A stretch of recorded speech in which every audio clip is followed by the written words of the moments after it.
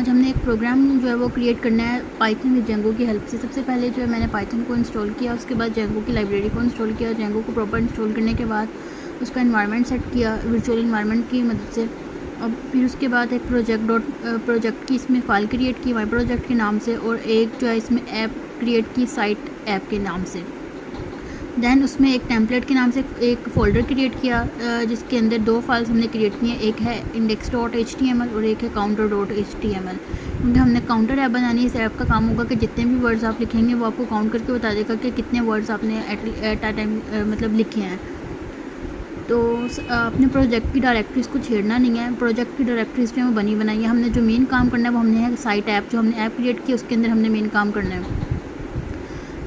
Project में सबसे पहले जो है वो हमारे पास एक urls.py के नाम से जो एक डायरेक्टरी बिल्डिंग इंस्टॉल होती है, लेकिन यहाँ पे हमने खुद से इंस्टॉल करनी है क्योंकि ऐप में हमारे पास ये डायरेक्टरी इंस्टॉल नहीं होती। तो हमने url.py के नाम से एक डायरेक्टरी या एक फ़ाइल आप कह सकते हैं वो इंस्टॉल करनी है। और सबसे पहले मेन जो हमारा काम होगा वो हमने टेम्पलेट के नाम से एक फ़ाइल क्रिएट किया है ना, तो उसका जो हमने पाथ देना है टेम्पलेट्स का वो हमने अपने प्रोजेक्ट की मेन settings.py की फ़ाइल में जाके देना है। और यहाँ पे DIS मतलब एक डिक्शनरी के नाम से एक टेम्पलेट में एक कमांड दी हुई है, उसमें आपने बेस डायरेक्टरी ऐड करनी है और टेम्पलेट्स का जो फोल्डर है वो आपने यहाँ पे अप्लाई कर देना है, ताकि अगर हम यहाँ पे सिर्फ साइट पे काम करते रहेंगे और उसको हम अपने प्रोजेक्ट में URLs के मदद से उसको ऐड नहीं ना करेंगे तो वो हमारा जो है मेन सर्वर पे शो नहीं होगा। मेन काम तो हमने ऐप पे ही करना है, लेकिन जो ऐप पे काम करेंगे उनके URLs को हमने अपने प्रोजेक्ट वाले फ़ाइल के URLs में ज़रूर ऐड करना है, अदरवाइज़ वो हमारे फ़ाइल जो है वो एक्सेस नहीं करेगा, शो ही नहीं होगी।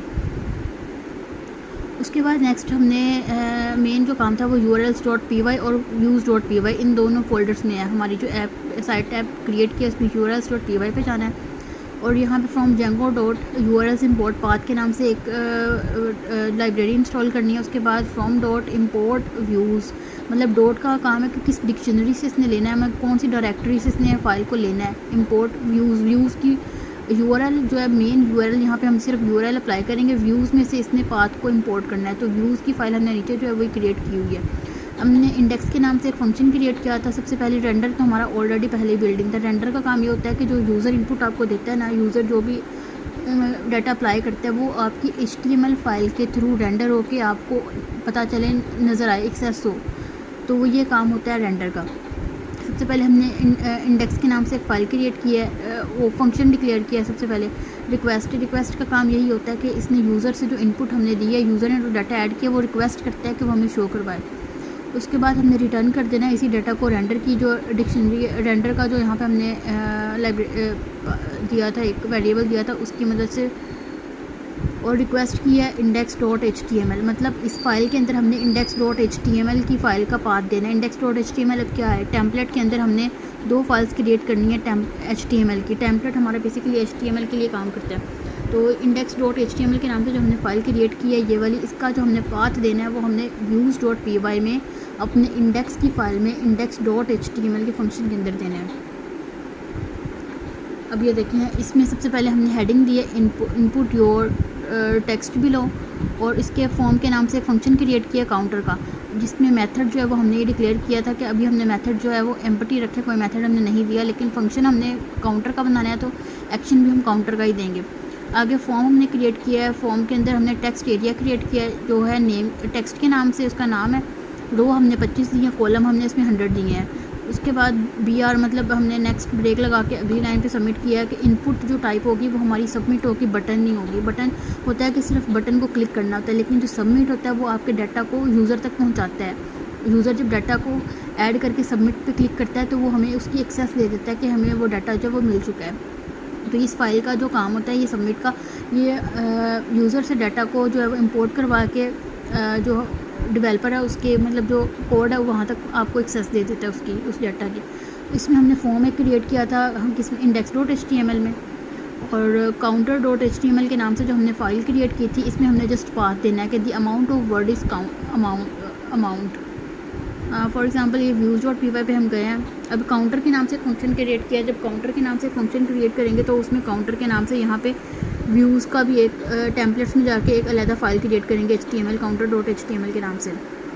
इसमें अब डिफ़ाइन किया काउंटर का, एक रिक्वेस्ट की है, सेम एज इट इज़ वैसे किया है, अब वर्ड्स हमने बताने हैं कौन से हैं। वर्ड्स जो यूज़र लिखेगा उसकी सारी बात है, रिक्वेस्ट तो देगा ही ना, तो रिक्वेस्ट डॉट गेट, गेट का मतलब यह है कि वो हमें गेट करके बताएगा कि कितने उसने नंबर्स जो हैं टेक्स्ट जो है वो ऐड किए हैं, तो वो डॉट गेट का फंक्शन लगाना ज़रूरी है, इसके बगैर हमें आउटपुट नहीं मिलेगी। टेक्स्ट में देना, उसने जो भी डाटा ऐड करना है टेक्स्ट में होगा।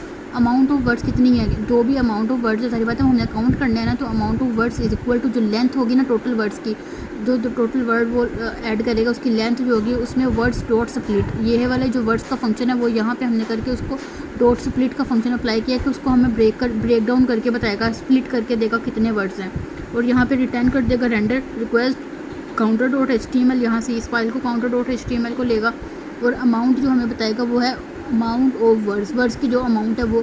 अब ये अमाउंट का जो वेरिएबल है ये हमने अपना काउंटर डॉट HTML की फ़ाइल में यहाँ पे देना है कि the amount of word is, यहाँ पे बता देगा कि कितनी अमाउंट है, वो हमें बता देगा जो भी अमाउंट होगी। अब हमने इसको जो है वो सेव करने के बाद हमने इसको क्या करना है, सेव हो गया सारा, इसके बाद हमने इसको रन करवाना है, तो ये हम इसके सर्वर पे जाके जब इसको रन करवाएंगे तो हमें ये बता देगा कि क्या होगा आउटपुट इसकी। लोकल होस्ट है ना बेसिकली, तो ये सॉरी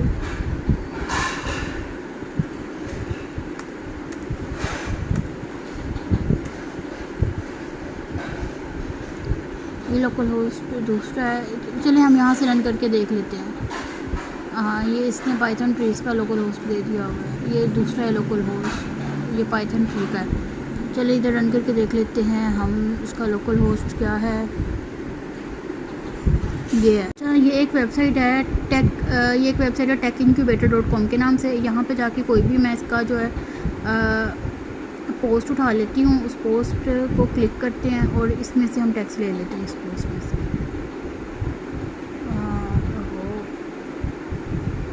प्रोग्रेसिवनेस वर्क ही नहीं कर रहा है, नेट ऑलमोस्ट स्लो है तो इस वजह से वो वक्त थोड़ा लेट कर रहा है। चले ये फाइल, ये एक हमारे पास पोस्ट जो है ये ओपन हो गई है। अब इसको हम यहाँ से लेते हैं, इसके वर्ड्स को कॉपी करते हैं यहाँ तक, Ctrl+C किया। अब ये काफ़ी ज़्यादा वर्ड्स है तो हम देखते हैं कि आउटपुट हमें ठीक देगा या नहीं देगा, तो यहाँ पे जाके हम इसको क्या करते हैं, पेस्ट कर देते हैं। ये देखिए काफ़ी ज़्यादा वर्ड्स हैं, इसको पेस्ट करने के बाद नीचे ये जो सबमिट का बटन हमने बनाया था ना, सबमिट का आउटपुट, उसको देंगे तो इसने बता दिया है कि the amount of words is 707। Hope so you will understand this project.